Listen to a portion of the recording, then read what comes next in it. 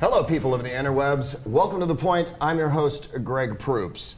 What an amazing week it's been, of course, again in American history. We're recovering from Hurricane Sandy. We've discovered that General David Petraeus has got mad game, and unbeknownst to us, is a playa of the highest caliber. We've also discovered that everyone was wrong about the election and that nothing's going to happen about that. We have a fabulous panel to discuss this and many more topics here today. Our first panelist we're so very proud to have here, Alyona Minkovski is the former host of RT Network's The Alyona Show, and she's currently host and producer of HuffPost Live. She's also recently named the best online host in the world by the Young Turks' Anna Kasparian on Reddit. Thank you, Anna. Thank you, Anna. You'd think Anna would like Cenk more than she'd like you. Interesting call on that one. It's this female solidarity thing. I love it. The sign of the womb. Jimmy Dore is a comedian and host of the wildly popular Jimmy Dore Show here on the Young Turks Network.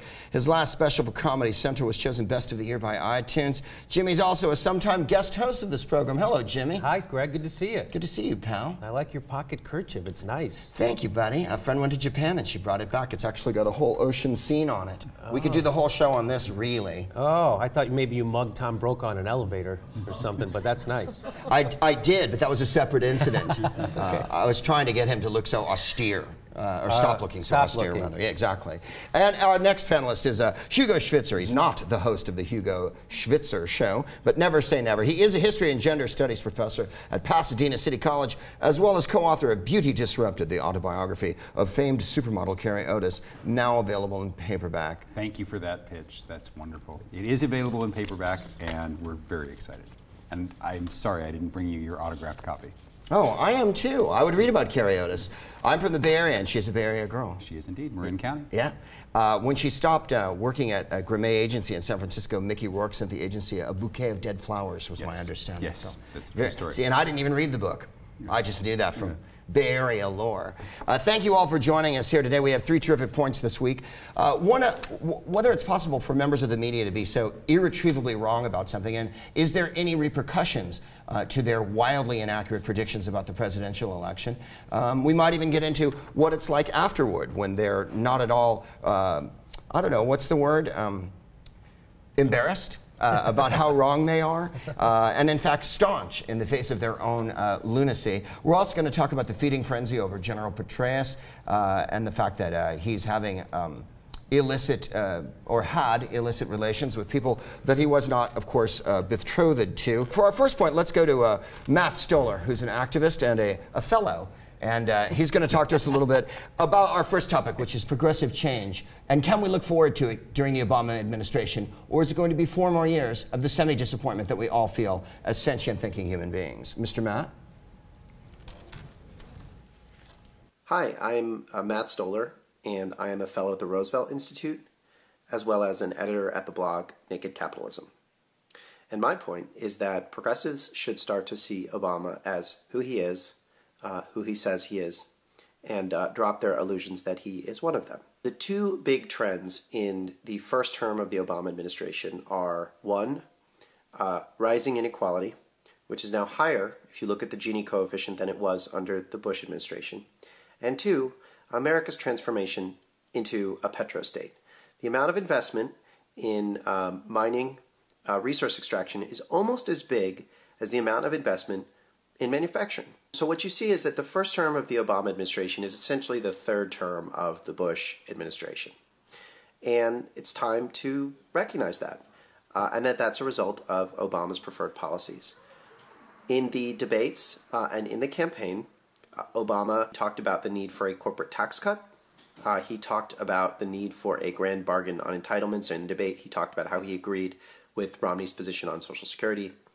He went after Romney for being insufficiently pro-coal, and he talked about the need for America to drill substantially more oil. And this is what he believes. These are his policy preferences. So what can we do about this? Well, I think it's important to create an independent political movement that is opposed to this radical right-wing agenda that is installed within both political parties. This would involve more direct action, strikes, things like Occupy Wall Street. The Occupy Sandy is really interesting. 350.org has got some interesting things going on. There's a Walmart strike, which is very significant.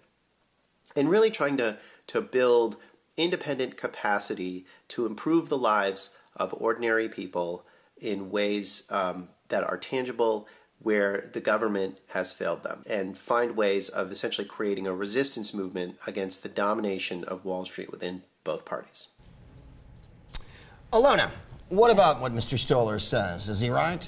Do progressives have any reason to be hopeful? I think that Matt makes a lot of good points, and I know Matt actually, and he and I have personally debated some of this before, but the most important point here is that Obama is not this liberal bastion of, of a political leader. And I think you have to ask yourself, what does progressive mean anyway? Personally, I hate that term. I don't consider myself a progressive. I'm a liberal, but there are very few people that are actually liberal. And so if you look at what progressives represent, what they actually try to push for these days, I feel like it's become very regressive. I mean, there was a time when you had the Republican Party that was on board with pushing for immigration reform and could look at it as a human issue. You had a Republican Party that was on board with talking about climate change. And so suddenly we've seen everything shift so far to the right that the progressives are just, they're somewhere floundering in this really sad middle state. But I think that Obama is, is personally responsible in many respects for, and the entire Democratic Party. I don't think that you can put all the blame on the president himself, but for not going big, and they never want to start the debate with going big and then knowing that if you're going to have to compromise, you can find some middle ground which is actually going to be acceptable. Instead, they're just gutless these days. And that's what I feel like is wrong with liberals. And Matt hits on inequality and says that we're turning into a petro state. Personally, to me, the more obvious signs of Obama not being a liberal or not being a progressive, or however you want to talk about it, is, inequality plays into it. His complete lack of political will to go after Wall Street and try to hold anybody accountable there. I find what's happened with our civil liberties, his continuation, expansion of Bush-era policies and drone strikes and extrajudicial killings and warrantless wiretapping and this expansion of the surveillance state, that's the stuff that really scares me and gets me riled up. And so, no, sorry, America, we're not going to have a more progressive second term. And yeah, Matt's right, maybe we'll see some action on immigration reform, but we're not going to see a fundamental return to what progressive and liberal values really should be. No. I don't know if that made any sense. Yes, it did. I don't adore the term progressive either. I prefer liberal from when I was young. I prefer the term poison Democrat, which is what I've become over the years. And I think you're right on a lot of those points. Why don't you think they move big when the Republicans always do? When they get the ball, the goalpost moves 1,000 yards to the right. When Obama got the ball, it was like, gosh, I hope everyone likes me. Is it because they're bought and sold by the same corporations, or what do you think? I think that's certainly part of it. I think specifically with Barack Obama, it's just the way the gears work, for a black guy to move through society the way he did, you don't get to be the editor of the Harvard Law Review by being a black guy who makes white people uncomfortable. Right. So you get to be that way by making people comfortable. So it's just the way he's always a conciliator. He's always looking for a way to, we can find, look, I'm reasonable. I'm going to do something you like.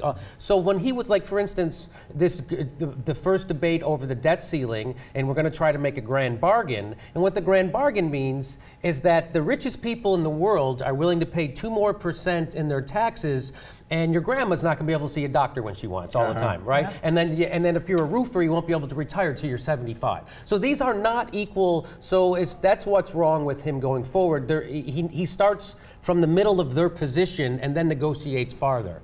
So it would be nice if he did learn a little bit from FDR and negotiated. You start all the way over on the left and then you meet in the middle. He starts in the middle and he meets somewhere in the middle of the right. The first thing he could do that FDR tried to do is stack the Supreme Court and give 3 more justices on. Yes, that was an awesome move. Well, that's actually been a failure of the Obama administration as well, when you talk about filling up the federal judiciary. And he hasn't really taken advantage of a lot of the open spots that have been there. He hasn't, the few roles that he has filled have not been with liberal justices, but moderates. Again, getting back to the point that Obama is not a liberal. He's not a liberal in any way. But at the same time, I think, just to give the president some credit, while there have been a tremendous number of disappointments on civil liberties and on the economy, he has advanced a socially liberal agenda. I mean, he could have won re-election without coming out in favor of same-sex marriage as strongly as he did. He could have won re-election by capitulating to the Catholic Church over the HHS mandate concerning, abortion in the new health care plan. He stood up to the Catholic Church, a dangerous thing to do given what the swing states were with high numbers of Catholic voters, to push forward a really I think, progressive agenda on reproductive rights. And he's really now, he evolved, let's give him credit for that, taken a very strong position in favor of marriage equality. He didn't have to take those.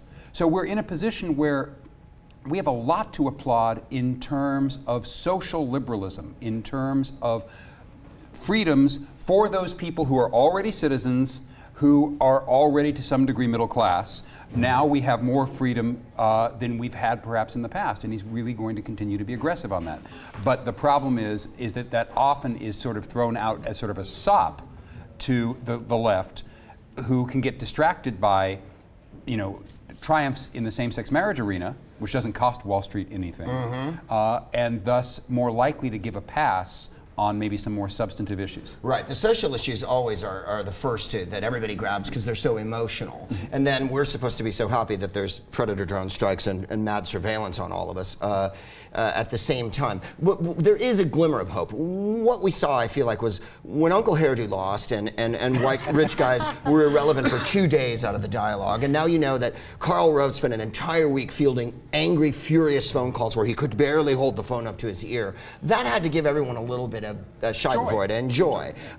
Is there, what room do we have for optimism that we can push him? How can we push, maybe not the president, but the party, the country, into a little more liberal agenda? The only thing that seems to have done it in the recent history is Occupy. And Occupy changed the whole conversation. It was the first time Barack Obama saw that, hey, maybe there is a liberal cohort I need to pay attention to. Everybody started talking about income inequality and the banking, although nothing happened with the banks. But it's still, I think that's, you know what, I mean, people like to say that FDR said, sure, I want to do what you want to do, but now make me. Hold my feet to the fire. So maybe, I think Occupy has to come back together. The problem, I think, with Occupy was that they were so worried about hurting each other's feelings, they didn't have a message, and they didn't have a leader, which I think they have to get next time. Well, I think that Matt made some good points, too, in terms of you have to have targeted movements. And sometimes you just pick one issue and, you know, and try to push that issue forward one at a time, and then you might actually get somewhere. Because when you just have this big, vague, you know, flowery word like ending income inequality, well, then the president can use it without actually having to back it up with any actions and say that ultimately he supports this, but then if we look at what's going to happen with the Graham bargain, it's going to prove to be the exact opposite. And so I think that we need to have people, you know, you have to kick yourself into gear and take some accountability as a member of, you know, as a citizen of this nation, and, you know, somebody who wants to be politically involved. And so then make it targeted. Do 350.org, talk about the Keystone Pipeline, the need for using alternative energy resources, talk about civil liberties and drone strikes, and, you know, get it to the point where they can't ignore you anymore and where it does become embarrassing. Because I think while it is a hopeful and a great thing that the president came out in support of marriage equality, well, guess what? Public opinion polling has already been showing that a majority of Americans also stand with him there. So that wasn't that brave of a move. Well, also, we heard the word abortion 1,000 times at the convention and during this election, more than we've ever heard it before. And I think that the Democrats were forced into that because, one, the Republicans went so crazy the other way, but then all of a sudden, Obama's talking about it on Jay Leno. Right, he's having to defend women's rights, which he never really cared about before, in my opinion. But it's a good move forward, and I think you're right. People have to specifically target the kind of issues they want. And we saw that. You know, one of the reasons that we were able to get abortion into the dialogue was that the Democratic Party was able to look, for example, at what Planned Parenthood did with the Susan G. Komen Foundation at the beginning of 2012, where they were able to rally a social media campaign so powerful that, you know, this huge nonprofit backed down within 72 hours. And what it showed was that this is a hot button issue, that women's issues, reproductive rights issues are a hot button issue, and it allows you instant access to a very highly motivated group. We need to sustain that motivation beyond just these flash issues like Komen, and be able to, you know, really continue that kind of pressure, because the party responds to that pressure. The president responds to that pressure in a good way. But in order to get to that place where you want people to put the pressure on, they have to be informed. You need an informed electorate, and I think that that's where our media really does a huge disservice to everybody. And you know, it is ultimately failing because you can't turn on the TV and really hear about what's honestly going on in the country. It's more about what pundit said this today and what's the current you know, hourly battle and soundbite that we're going to listen to as to what's happening on Capitol Hill. And it's not about the issues, and it's not about the facts, and it's not about how our war in Afghanistan is a failure and the drug war has been a failure for 40 years. They just ignore it all. On that topic, and because we are providing that information here, what sources would you say to go to? I do a podcast and people ask me all the time because I'm always saying the same thing. Whenever anything's on regular mainstream television, it's already over and it's a lie. If it's in the newspaper, it didn't even happen, okay? And if it's on the internet, it hasn't been vetted. And then they go, well, who should I believe? And I go, well, not me. Don't believe anyone. But you have to seek out your own information. So where would you send people to get information on these kind of things? I would send people, I tell people, if you want to know what's happening in the economy, read Paul Krugman. You know, he's got some awards. He's got some credentials. So that's what I tell people to do there. And then I go to try to get the BBC if you want to get that information, The Guardian. It's great to get an outside perspective on America. It's often more accurate, and they don't parse words like we do in America, which we're going to talk about in segment 2. Okay. I'm a big fan of Al Jazeera. I think they do a lot of really good stuff. And certainly during the election, but at any time, it's in my rotating feed along with MSNBC, the New York Times, the BBC, so forth.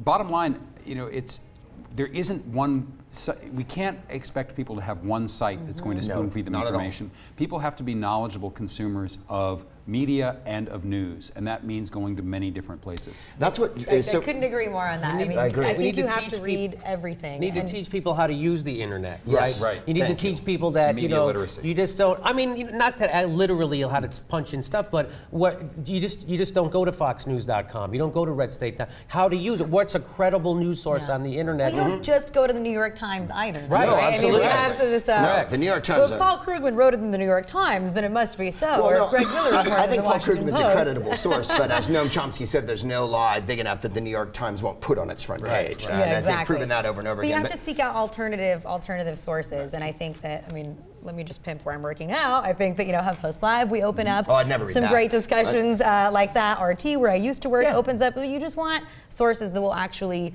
question, you know, question some of the tough issues rather than just regurgitate them. They give you a different perspective than the American perspective, and they don't have a vested interest in pumping forward our agendas that we all have here, and we all have our own little agendas. But never take everything at face value either. No. Right. Can I just also make a plug for, I think the Young Turks do a great job. Oh yeah, how can we forget? Aren't you their favorite guest host? I mean, they really do. I mean, I was a fan of the Young Turks before I met them, and everybody loves the way that they break down the news, and there is no hidden. I don't think there's an agenda except telling the truth. And I think that's the big difference between progressives, liberals, and conservatives, is that liberals relish the truth and conservatives invent new ones. Well, that may well be true. I think the most important thing for everyone is to learn how to do a little analytical and critical thinking. Look at the information that you receive, even from this show, and give it some thought. Don't just blindly swallow everything that's put in front of you. And I think that's what the problem is in this country, is we're not taught to think analytically at school at all. The art of discussion has largely been trashed. Well, that's all this new testing, right? So testing takes away critical thinking, Absolutely. right? It's all about teach to the test,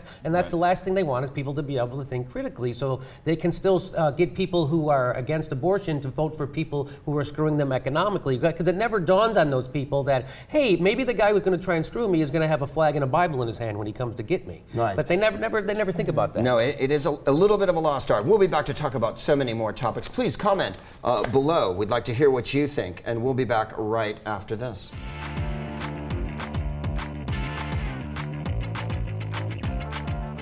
Hello, people of the interweb. This is The Point, and I'm Greg Proops. Our next segment, we're going to take a look at America media pundit class during the last election really distinguished themselves with their accuracy and acumen. Let's have a look.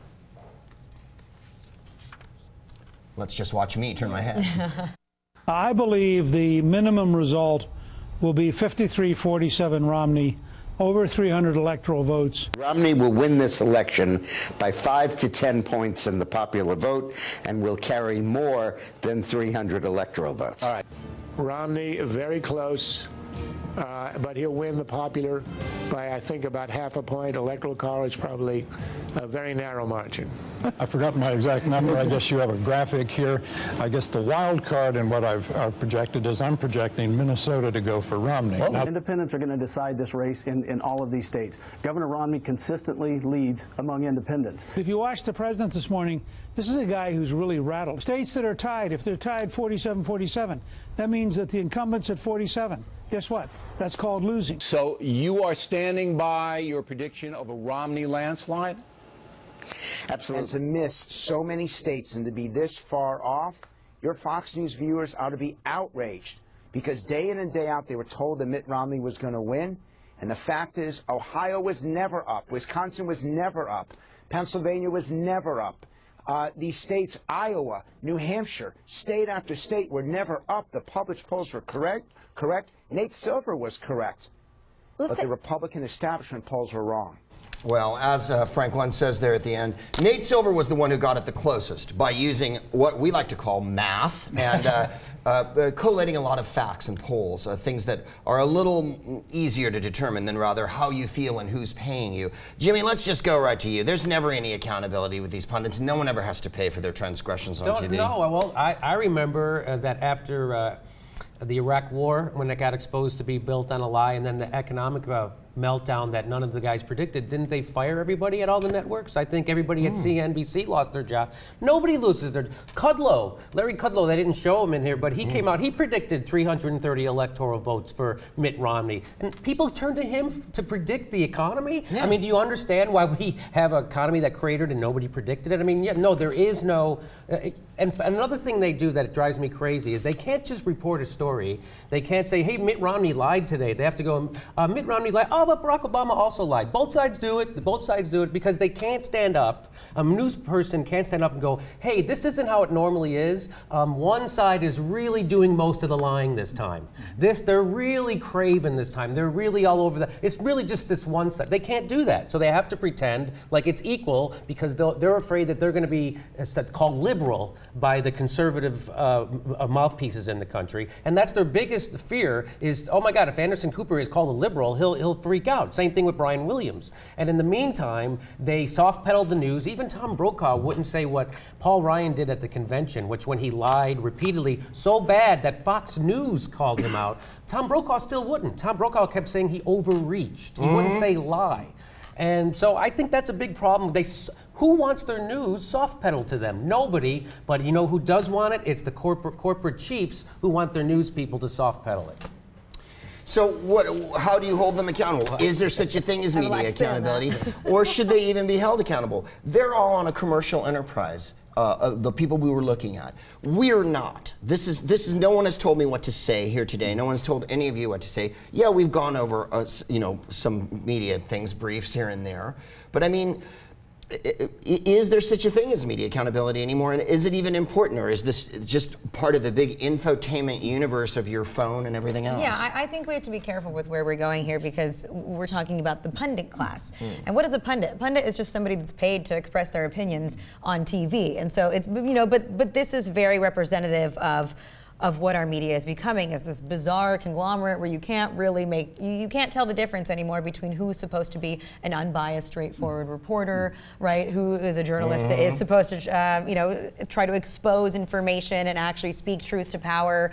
Who is just a pundit that is just a talking head because guess what? I look good and I can string my words together nicely and therefore I will throw my opinions out there. But like this stuff bothers me less than I think it does everyone else, the predicting the way that the election is going to turn out.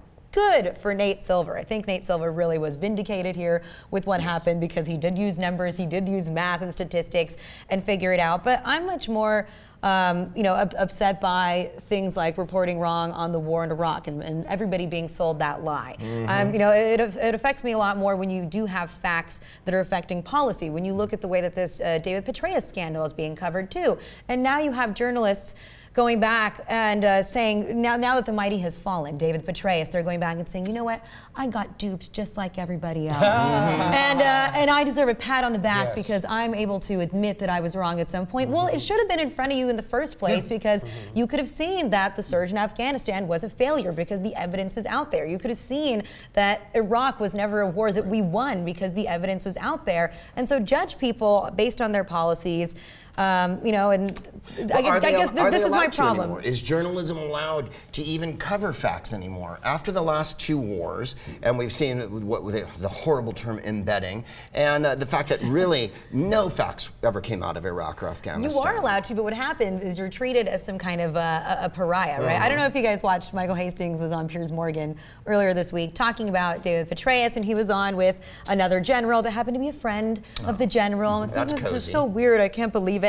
And he went off, and Piers Morgan didn't know what to do with himself. The next day, Dylan Byers at Politico writes a piece saying that he's the kind of guy, Michael Hastings, you know, that calls the bull when he sees it, and this is muddying the sacred waters. What sacred waters? It's the media class themselves that are so upset by somebody that might not just be playing the game all the time and sucking up to power and regurgitating statements that are given to them by the Pentagon and by our government officials. They no longer make stories themselves. No, they they're need to get back to doing stenographers. that.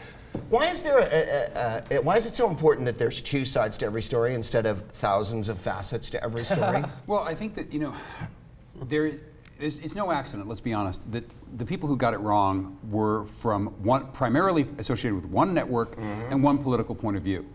And while we all have our different views, we know that MSNBC, for example, leans left of center in a way that Fox News does not. There's something different about the Fox News culture that drives what happened on election night and in the days leading up to it. And that is that Fox News and their viewers peddle this idea that the so-called elites are lying about everything, including math. So that even factual evidence itself, certainly which is taught at universities with liberal professors, cannot itself be trusted. So Fox News is built to appeal to people who are attracted to conspiracy theories, who are filled with a deep and abiding sense of paranoia, made worse as America gets browner, more female, and more progressive. And as a result, this is an audience that is eager to be told, hey, what all the experts, the people who actually know the polls, are telling you is wrong. They want a fantasy.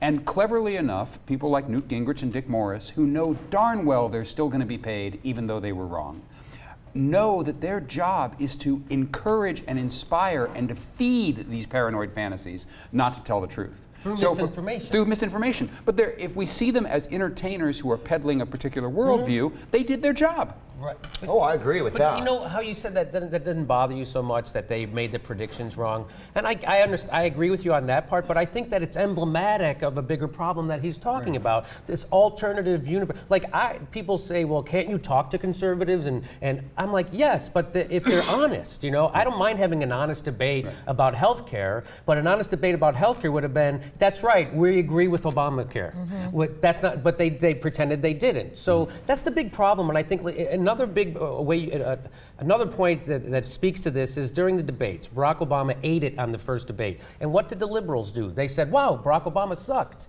He's got to get better. And then when he did get better, what did the right wing do? They go, oh, Candy Crowley's a jerk, and he's arrogant, and what's wrong? So they invented it. So that's the problem. I think that, and we're getting away from that a little bit now because there's not enough white people to scare in America anymore. There's more brown people. So now they're starting, okay, you saw Bill Kristol say, hey, what's the big deal about a 2% on our taxes anyway? Half of those people are millionaires. Who are we trying to protect? So now they're actually starting to speak rationally. They're starting to sound like David Frum. And David Frum started to speak rationally a few years ago. And what did they do? They kicked him out of the party.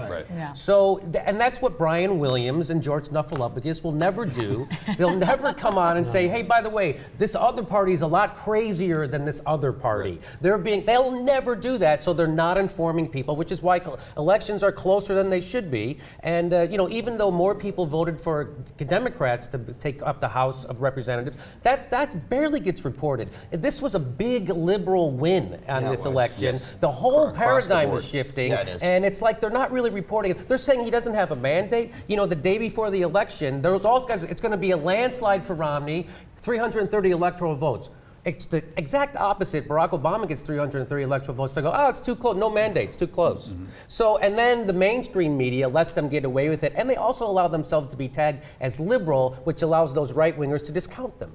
Yeah, Okay. I just think that the onus should be on everyone, and I think that Fox News is such an easy target to hit on, obviously, but at the same time, I mean, why not have people on MSNBC talk about this grand bargain in terms of what it really is? The right wing has won the argument, and austerity is now a policy that both parties have embraced and have agreed to, and that's what's really happening. But so I just think that everyone needs to be a lot more honest and a lot more critical. And you know, just make one final point too on this one. You know, you said that Fox News, obviously they lean right and MSNBC leans left. Well, that's what the owners of this society want you to think. That Fox News doesn't lean right. They make up shit. They completely just make up shit every day, all day long. And MSNBC leans left, and that's the difference.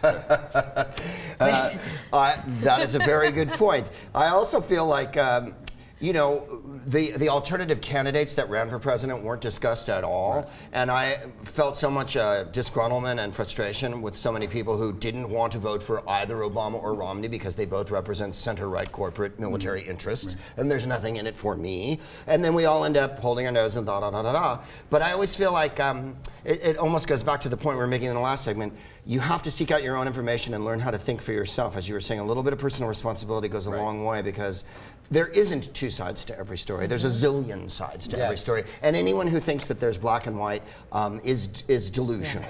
But leaving alternative, you know, third-party candidates out of the debates, you know, that's a poor reflection on our entire election system, on the media cartel that you know that keeps any kind of alternative thought out. Excuse me. If you want to glorify our democracy, let everybody debate, and that includes the people who disagree with you. If they had Roseanne Barr and Gary Johnson and Jill Stein and everyone in those debates, you would have seen a much livelier debate, and then you would have had to see Mitt Romney and particularly Barack Obama have to answer actual questions that have information in them instead of the pre-agreed questions. Instead of them both aping each other's positions and agreeing with each other, especially on foreign policy. Well, we finally got a question on, what do you think of drones? And Mitt Romney just got away with going, I like what this guy's doing. And that's it. It was done. You know, we talk about accountability and the alternate universe that the right wing has been living in, and now they've gotten a rude wake-up call. But it's funny to me, like I like to go on Facebook and argue, and it's funny to me that these people will post things that are they're one Google search away from debunking it, yet they won't do it. And they're already on the fucking internet. And it's like, why won't you just Google this topic and it'll come up and you'll know why you're wrong about it. Well, go ahead. Well, I was just going to say, you're on the internet now. Please comment on this discussion, and we'll be back with more delightfulness right after this.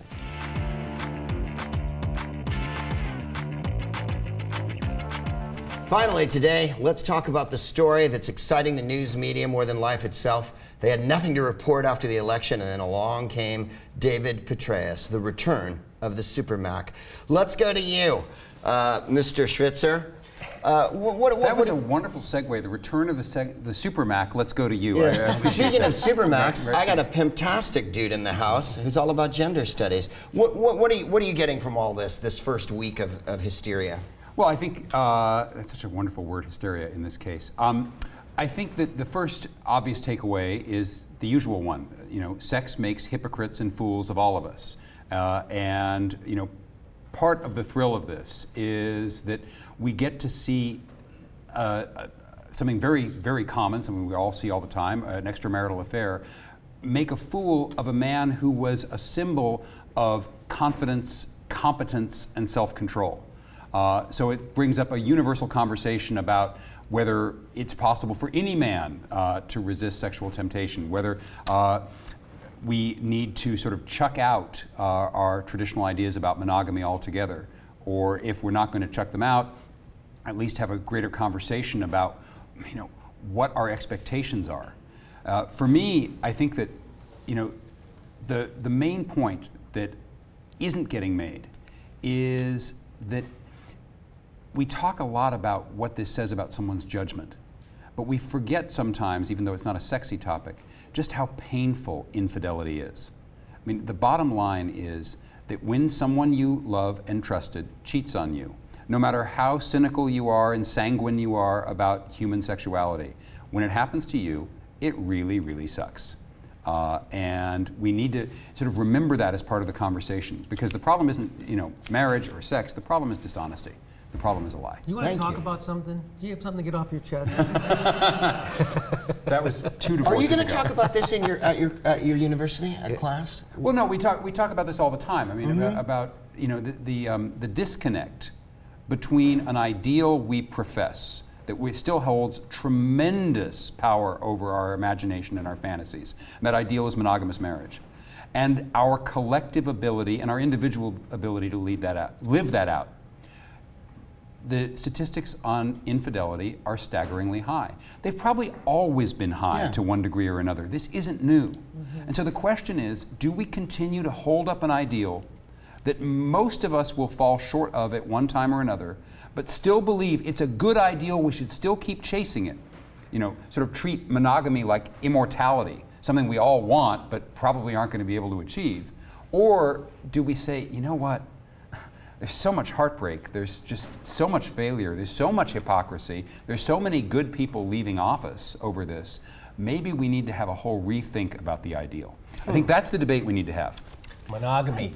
Harder than mahogany is what I understand. Well, I think that's a great, you know, bigger picture way of looking at society and the way the way that we hold up, you know, the value of monogamy and marriage. But I don't really think that that's what the media is particularly hitting on. I mean, of course, there are a lot of salacious details that we're loving because this is turning into a soap opera with an unstable sister somewhere, right, and the other top general involved. But what's problematic with it, which I do think is fair, is calling out the hypocrisy, which is, you know, anytime a family values right-wing politician gets in trouble over some kind of an affair, I think that it's fair for us to be like, well, you're a giant hypocrite because you've been peddling your worldview and your morals on someone else, and then you actually can't live up to them on your own.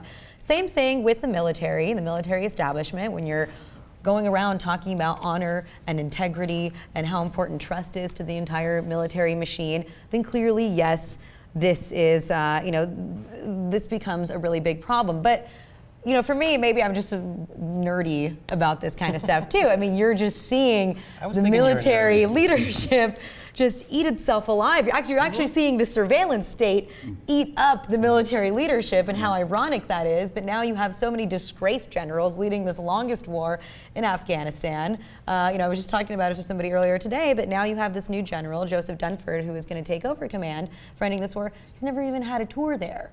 You know, because all of these guys that we have held up as heroes have proven not to be such. And so, you know, what are we left with now? But do you think the public perceives him as confident and competent, as you said, or rather someone who led us into a giant, or helped lead us into a giant morass that we are going to spend the next 3 decades financially extricating ourselves from? But again, the media, right? Right. They gave Petraeus a giant blowjob for years and years and years, and it's over. Yeah. Well, the media, you talk about right after 9/11, they had all the generals come on ABC, CBS, NBC, and CNN as their experts to talk about the war, right? And then we found out that all those generals were on the payroll of defense contractors, and then Brian Williams never told us about that. We had to find out other places, and they never addressed it. So can I just say this about the General Petraeus? They refer to.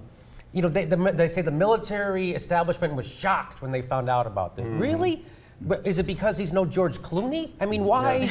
Why were they so shocked? It's the oldest story in the world, right? A powerful guy sticks his penis in a vagina, not his wife. It's the oldest story in the world. And if you saw, first of all, they say his wife Holly they call her military royalty because her grandfather fought in Civil War. But it's military royalty is not like regular royalty, right? Military royalty is where you marry a guy, he goes out to fight foreign wars illegally and bangs people half his age while you stay home and take care of the kids. It's not really that royal. Yeah, so that's... There's not as many velvet cushions and corgis running around, is my understanding. It's weird, don't you find it weird that they use the terminology illicit affair? Oh, and not just an affair, but illicit affair. Like, Was he cheating on his wife while invading a country illegally? Like, what was he? What makes it? Why is this the illicit Yeah. stuff, right? That Why this is what is why really is being a ruining it. warrior and a spy more moral than cheating on your wife? I mean, the very morality. that's a You were talking fabulous about question. Yes. the holding up fidelity as a paragon that we should all aspire to. And I firmly believe that you have to have certain moral codes that you do aspire to. Otherwise, we are rival bands of apes at the water hole, just throwing shit at one another. If you don't have things like that, you should be loyal to the person you have sworn to be loyal to, and sworn an oath, and oaths are supposed to mean something. And he's sworn many oaths, one, the military code, which of course he's violated wildly at this juncture. But then we're getting into this whole gray area here about the security state eating the military state. The women involved in this are so specious and so on the periphery of why we should care about what happened to Jill Kelly and why the FBI would take up her case, to me is a much more horrifying question into the yawning abyss of how come she gets FBI help when none of us could get FBI help if something like this happened to us? The unfairness of it all, right? There's a horny FBI agent that had a crush on her, and so because of that, an investigation is launched over 5 to 10 harassing emails that ends up taking down the director of the CIA because he used some bad Gmail tricks, and it was the metadata that brought him down, because at the end of the day, everything that is on the internet will come back to haunt you, apparently. The interesting thing was that they did investigate him, and they were pretty much going to drop the investigation, and then that FBI guy who Jill talked to, Jill Kelly talked to, he went over the FBI's head and he contacted Congress, and that's how this all came out. It wasn't gonna. I don't think it was gonna. Let's not forget he wanted to take the president down. Yeah, so this is all about him trying to take down the motivation. So why didn't it come out 2 weeks ago? If this was like some poor black woman that was getting harassing emails from somebody, the FBI would never launch an investigation. I think the bottom line is that we're all done a disservice when sex becomes the only shorthand for morality we've got. Yes. You know, that it's not, regardless of whether or not infidelity is a bad thing, regardless of whether monogamy is an impossible ideal, there's more to being a good person than what you do with your genitalia. And and it's such a narrow and limiting understanding of human goodness and virtue, and it does us all a huge disservice, and it allows people who are faithful to their spouses to conceal a multitude of far graver sins and hide it behind, but I was always faithful. Yes, well said. Yeah, George Bush never cheated on his wife, but what did he do? He ordered war crimes, torture, illegal wars, and my friend David Feldman says, when are we in this country going to teach our generals to make war and not love? I don't know if you guys see, The Onion has had some really fabulous headlines with this Petraeus scandal over the last couple of days. Americans horrified to realize that we're in war in Afghanistan while trying to catch up on the Petraeus scandal. This thing's been going on for 11 years, and thousands of people have died. Well, see, to me, that's the shocking part. This war is longer than Vietnam, longer than the Revolution. It never comes to an end. We're having surges. We're saying that he's a hero and all these things. And to me, the immorality of that war, it far surpasses anything that he could do on this, if he's having an affair on the side with the biographer. It makes me no little never mind at all. Yeah, the breaking open of the security state and the perpetuation of violence to me is so much more disgusting. Yeah. Right. Yeah. Well, go ahead. I was just going to say one thing too is I think it'll be interesting to see how we look back on this and where these careers go, because you can probably bet that David Petraeus is going to be just fine, and he's still going to be making a lot of money, getting checks, consulting people, on Capitol Hill, being an advisor.